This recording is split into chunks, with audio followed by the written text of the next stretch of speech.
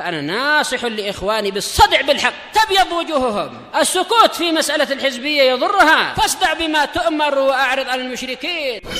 سلامي على دماج ورجالها والشيخ يحيى ودار العلم يا سعد بانيها.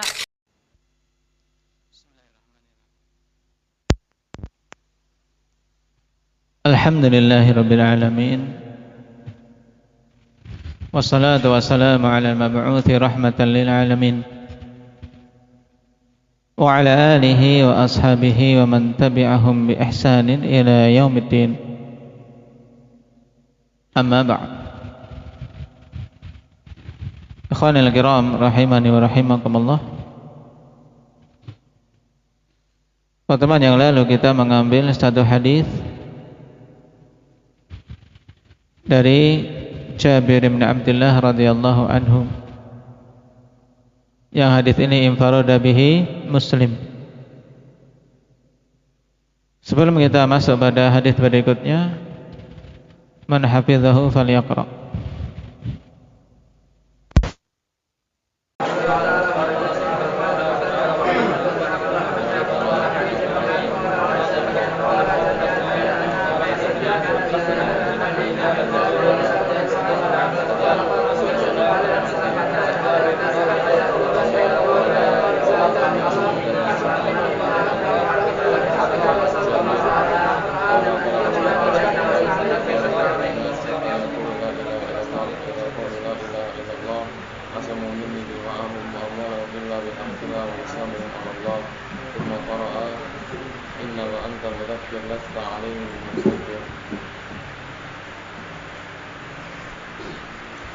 Baik. Barakallahu fiikum. Pada hadis yang kita ambil tersebut ada faedah tambahan dari hadis-hadis sebelumnya terkait dengan apa? Indak ya Kashfi?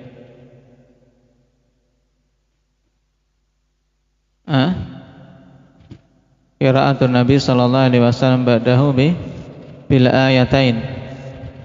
Innama anta mudzakkir lasta 'alaihim bimusaydir. Baik.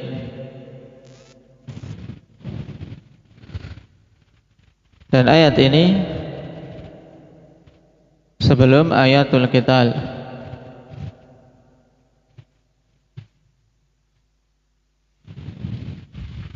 Sehingga dengan adanya perintah untuk memerangi kaum musyrikin, maka tidak hanya sekedar tadzkir, tapi juga memerangi mereka sampai mereka masuk ke dalam agama Allah atau tunduk membayar jizyah.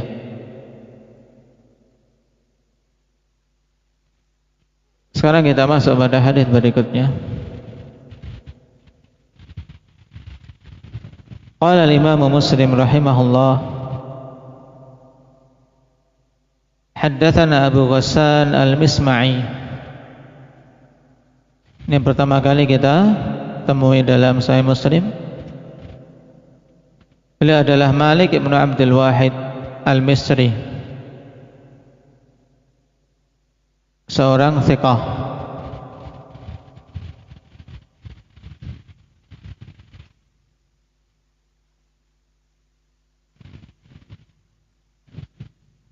Termasuk perawi yang Imam Muslim rahimahullah ta'ala bersendirian dalam mengeluarkannya. Imam Bukhari tidak mengeluarkan dari Abu Ghassan al-Misma'i ini.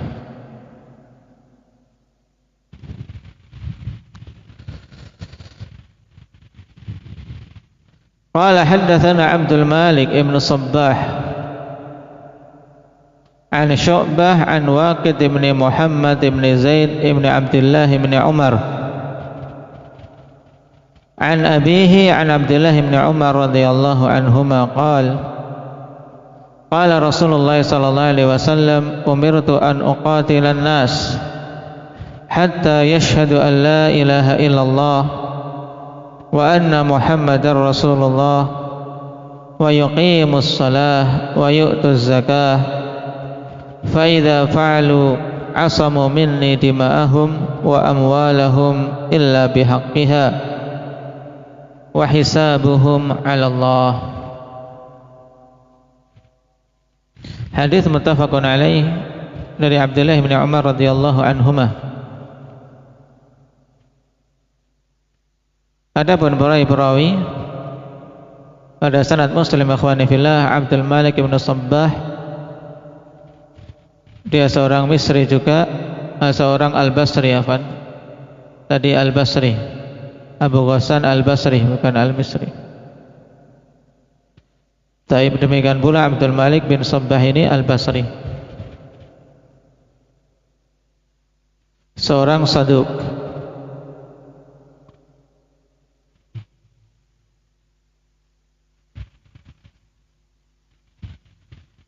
Ini kesimpulan dari kalam para ulama jarh wa ta'dil, yang ada yang mentautsik, ada yang mentsiqahkan. Abu Hatim mengatakan salih. Taib, jadi kesimpulannya minimal tingkatan beliau adalah hasanul hadis.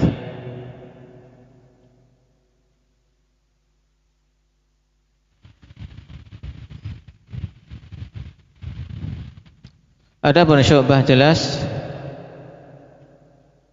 Amirul Mukminin fil hadis,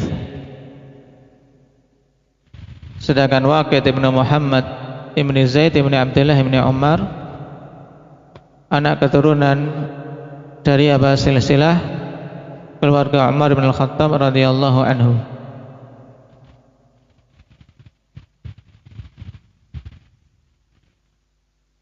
Seorang thiqah, termasuk rijalus sahihain. Imam Bukhari dan Muslim mengeluarkan dari jalur beliau. Taib. Pada hadis Abdullah bin Umar ini akhwani fillah, yang dari hadis Abi Hurairah dan hadis Jabir, dia yang paling lengkap. Oleh karena itulah Imam An-Nawawi rahimahullah ta'ala menyebutkan dalam kitab Arba'in beliau hadis Ibnu Umar ini, karena pada hadis ini terdapat penjelasan bahwasanya perintah untuk memerangi manusia sampai mereka mengatakan la ilaha illallah dan menunaikan syariat Allah. Umirtu an uqatilan nas, aku diperintahkan untuk memerangi manusia. Sampai apa batasannya? Sampai mereka mengatakan la ilaha illallah dan menegakkan salat serta menunaikan zakat. Taib. Dan ditegaskan dua amalan ini akhwani fillah karena agungnya kedudukan salat dan zakat. Walaupun yang dimaksud adalah apa? Menunaikan syariat-syariat Islam secara umum, yaitu tunduk kepada syariat Allah Subhanahu wa ta'ala. Nah,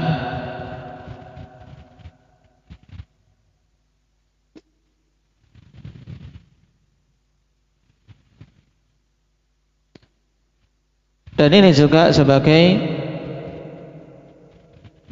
penjelas tentang makna yang sebelumnya pada hadis Abi Hurairah, umirtu an uqatilan nas hatta yaqulu la ilaha illallah. Karena dalam hadis ini secara lengkap hatta yashhadu an la ilaha illallah wa anna Muhammadar Rasulullah. Jadi sampai mereka mengucapkan dua kalimah syahadah. Kemudian setelah itu mereka menegakkan salat dan menunaikan zakat. Apabila mereka melakukan hal tersebut, fa idza fa'alu asamu minni dima'ahum wa amwalahum. Apabila mereka melakukan itu, maka betul-betul mereka terjaga dariku darah-darah mereka dan harta-harta mereka, kecuali dengan haknya, illa bihaqqiha wa hisabuhum 'ala Allah, dan maknanya sama. Hisabnya atas Allah, maksudnya bahwasanya hakikat perkara batin mereka itu dikembalikan kepada Allah Subhanahu wa taala. Jadi hadis ini sangat penting. Kenapa? Karena menegaskan bahwa tidak cukup hanya sekedar mengucapkan la ilaha illallah untuk menjadi muslim sejati. Sampai apa? Dia mengakui Muhammad Rasulullah. Cuman dari lafaz-lafaz yang awal kita ketahui bahwasanya ucapan la ilaha illallah ketika diucapkan oleh seorang musyrik, ikhwan. Karena dulu Nabi SAW awal dakwah beliau kepada musyrikin. Kapan saja mereka mengucapkan la ilaha illallah, dengannya mereka berarti bara'ah kepada semua sesembahan-sembahan selain Allah yang mereka jadikan sekutu bagi Allah, maka dengannya mereka masuk Islam. Karena secara otomatis orang-orang tersebut akan menerima Rasul sallallahu alaihi wasallam sebagai utusan Allah. Berbeda dengan Yahudi dan Nasrani, ya mereka harus betul-betul ditegaskan tentang keyakinan mereka dan persaksian mereka terhadap Muhammad, apakah mengakui kerasulannya atau tidak.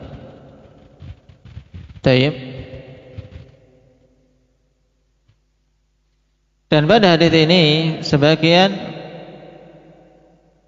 memunculkan iskal, memunculkan kerancuan bagaimana hal seperti ini sampai tidak diketahui oleh Umar, padahal sang putra sendiri yang meriwayatkan bahwasanya Nabi mengatakan hatta yaqulu la ilaha illallah wa anna Muhammadar Rasulullah, atau hatta yashhadu an la ilaha illallah wa anna Muhammadar Rasulullah wa yuqimus shalah wa yu'tuz zakah. Karena dalam kisah awal di hadis Abi Hurairah, ketika Abu Bakar memerangi orang-orang yang tidak menunaikan zakat, Umar meminta penjelasan alasannya apa. Dan zahirnya juga Abu Bakar radhiyallahu anhu tidak mengetahui hadis ini, sehingga beliau berdalil saat itu dengan apa? Qiyas, fa inna zakata haqqul mal. Beliau mengambil dari illa bihaqqiha. Padahal mansus dalam hadis ini akhwani fillah bahwasanya orang-orang yang tidak menegakkan salat ya diperangi. Demikian pula orang-orang yang tidak mau menunaikan zakat. Menjadi apa? Menjadi salah satu ghayah di mana muqatalah dihentikan, yaitu sampai mempersaksikan dua kalimat syahadah, menegakkan salat dan menunaikan zakat.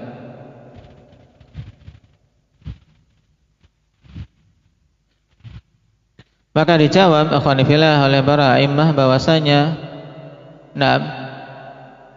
bisa saja mereka berdua atau Umar juga telah mengetahuinya, cuman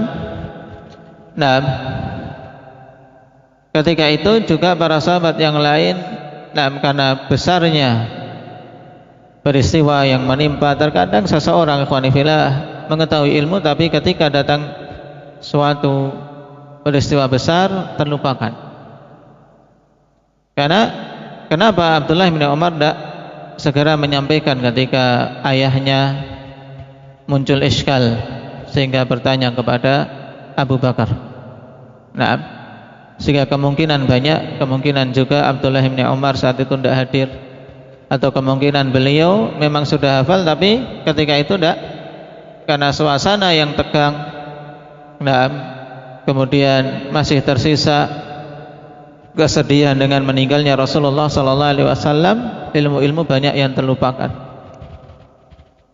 Sebagaimana di awal meninggalnya Nabi akhwan, sampai-sampai Umar mengancam, yang mengatakan Rasulullah SAW wafat akan dia penggal. Kemudian terjadi keributan dan Abu Bakar pun tampil dan mengingatkan ayat innaka mayyitun wa innahum mayyitun. Baru ketika mendengar Al-Quran tersebut dibacakan, Umar sadar dan seakan-akan baru saat itu saja mendengarnya, padahal dulu telah mendengar dari Rasul sallallahu alaihi wasallam. Ini menunjukkan bahwasanya ujian, fitnah itu banyak menjadikan seseorang terlupakan dari ilmu-ilmu. Makanya banyak-banyak ikhwani fillah kita memohon kepada Allah Subhanahu wa taala untuk dijauhkan dari al-fitan, dari fitnah-fitnah yang zahir maupun yang batin, fitnah yang tersembunyi maupun yang terang-terangan. Tayyib. Sehingga dari hadis ini bisa kita ambil istinbat bahwasanya anna sunnah qad takhfa ala ba'di akabiris sahabah. Bahwasanya sunnah terkadang tersembunyi atas sebagian sahabat-sahabat kibar, menunjukkan ilmu manusia itu pun tidak sempurna. Tayyib. Akan tapi tidak mungkin kemudian tersembunyi secara keseluruhan. Kenapa? Karena Allah telah menjanjikan untuk menjaga agamanya ini. Inna nahnu nazzalna dzikra wa inna lahu lahafidhun.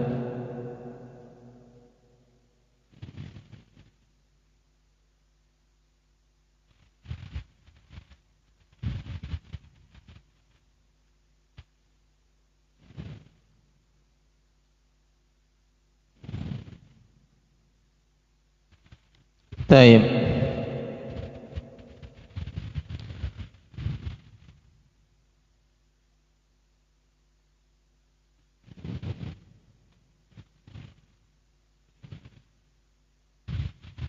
Ini berkaitan dengan hadis Abdullah bin Umar radhiyallahu anhuma. Kita ambil satu hadis saja, dan sebagian masail sudah kita lewati pada hadis-hadis sebelumnya. Nasallallahu at-taufiq was sadad.